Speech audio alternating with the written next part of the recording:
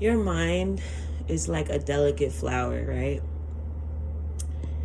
And every time you think negatively, it's like taking your hand and like crushing, like taking it into your hand and crushing it, right? And then letting it go. And then it's like, it's still a flower, but now some of the petals fell. And like, you know what I'm saying? That's what the impact of negativity on the mind is like. And, you know, this morning I was just sitting here thinking about how, you know, you're more delicate. We are more delicate than we like to believe we are. And that's why we kind of handle ourselves in this current time so viciously. Because we are flowers. We are flowers. And, you know,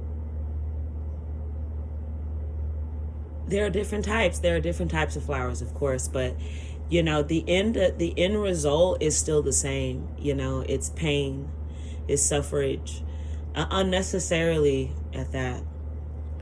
So, you know, it's very important for everybody to realize that, excuse me, you're the pen holder to your reality, and as you believe it, so it is.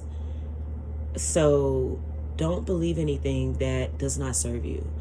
Don't believe anything that keeps you in a state of lack. Don't believe anything that keeps you away from the reality that the Most High Creator of all things has instilled in you. Right? We can't walk around and say that we love God and we trust God, but we don't trust the very vessel that God put us in. Right? We can't say that we can't go to church every Sunday, every Wednesday, you know, and say that we're locked in the belief of God's power when we don't even value or know the power of our vessels, our bodies, our minds, our spirits. You know, you have to, if you say you know God and you trust God and you love God and you know that God is absolute and you know that God is amazing and God, excuse me, Jesus, somebody doesn't want me to get this out. And you know that God is amazing, you know that God is beautiful, you wouldn't think any self-limiting thoughts about yourself, because that's of the devil. That's not of God. God wants you to know your power. The devil wants you to believe that, you know, you're limiting, no matter what limit you may put on yourself in this current time. Okay?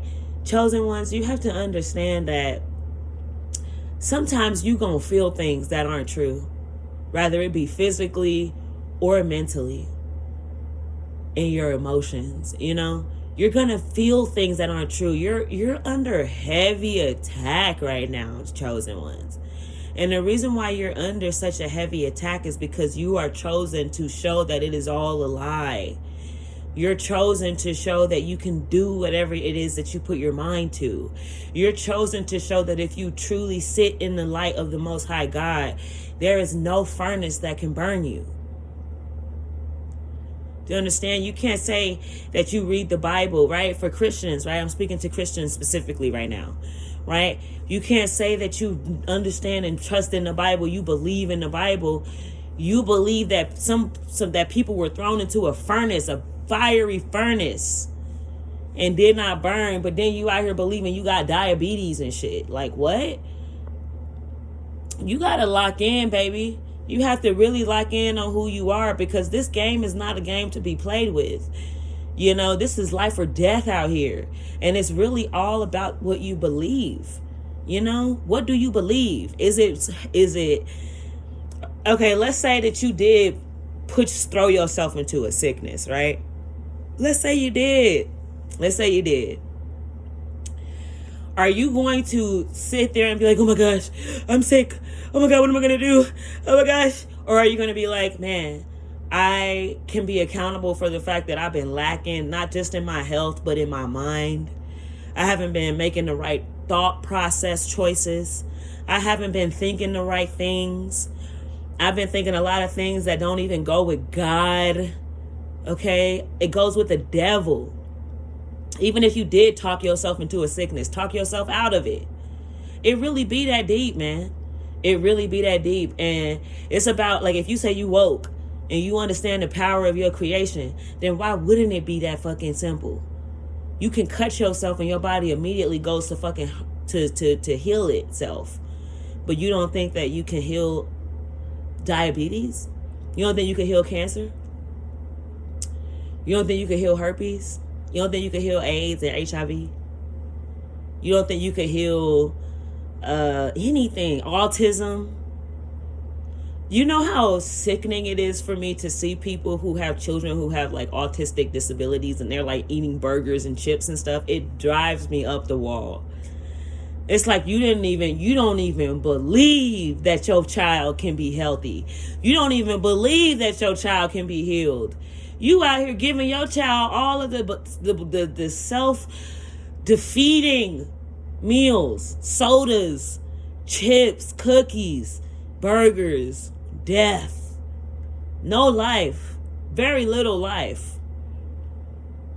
Are you kidding me? If I gave birth to an autistic child, my child would have a fresh green juice that I juice personally every single day. My child would be eating all of the healthiest foods every single day. I would literally be purchasing foods from other countries just to make sure that I'm getting nutrients from all over the land. What? Come on. It's like we say we know that God provides, but then you walk around here believing that you got some type of... Listen, the mind is very powerful, man. And it's so important for us to really realize that we are the reason why we are sick. We're the reason why we're in chains. We're the reason why we're poor. We're the reason why we're in a job we can't stand. We're the reason why we're in a government that we don't like. We're the reason why we're on the land we can't stand. We're the reason why we're being ruled by people who can't stand us. We're the reason. We are the reason. And at this time, it's like, are you going to guide the reins, or are you going to allow the reins to be guided by somebody else, by something else? Right? Because we're under heavy attack right now. And this is not the time to be squandering the fumbling the ball. You know, this is the time that you want to really lock in and make sure that you are holding the line. You got to hold the line. Diddy gonna want to party and you got to tell him no. The devil gonna want to tell you some shit and you got to tell him no. You got to tell him no. That ain't true. You got to tell him no. Even if I did talk myself into this, even if I did eat this shit that have me, feeling sick, I am literally a thought process away from freedom. Do you understand that? You're a thought process away from freedom. You can't be out here in these chosen one Olympics out here thinking that it's a game, man. This is life or death. People say they want to be woke. They want to have the power. But what are you willing to sacrifice? What are you willing to go through to actually obtain it? This is not something where you go into a fucking place and you just get some participation trophy, bro. You got to really go out here and give it all you got to really get some shit out of this stuff. And life is one of those things where you don't play around. Life is not going to play with you. Okay? But life loves you too. It's not one of those things where it's like, oh, you better get out of here, or life is going to do this horrible thing. Like, no, life loves you. God loves you. But you have to realize that you need to love yourself too. Right? Why would you believe some shit that don't serve you? I'm going to tell you a story and then we're going to get back to it. When I was young, I remember one time I did not want to go to school, right? I did not want to go to school. So I lied to my mother that I was sick, right? I woke up and I pretended that I stayed under the covers so I could feel hot. I pretended, I deeply pretended that I was sick. And I went to my mom. I pretended I was sick all day. My mom made me noodle soup and everything. I pretended like I was sick. I think she was off that day or she stayed home just to take care of me. But, I actually got sick 3 days later for real, for bullshitting and playing, right? Because I was out there really pretending I was sick to my mom. I don't know if that was karma or just, the art of believing a thing, pretending a thing so deeply that your body believes it, right? So if I can pretend that I'm sick and then 3 days later I actually get sick, Why do you not think that you can sit up here and believe a thing all day long and then you really be under that scrutiny? It's spell work. Why would you fuel somebody else's spell work? That's what it's like when you believe something like sickness. It's like you believe that somebody else's spell work. You fueling it. The fuel is belief. When you believe a thing, that is fuel. That's fuel. You're fueling somebody else's spell work against you. They can't even, their spell work is so weak that it can't even work without you. And you following along like it's the truth. You have to stop believing things that don't serve you. You have to throw yourself into a space that makes more sense than where you have been. Because you're killing yourself by believing that this perishable, tangible reality can kill you before your time. You ain't supposed to be sick, man. You ain't supposed to be in poverty. You ain't supposed to not have no money. You ain't supposed to be out here struggling to pay for shit when food literally grow out the motherfucking ground for you.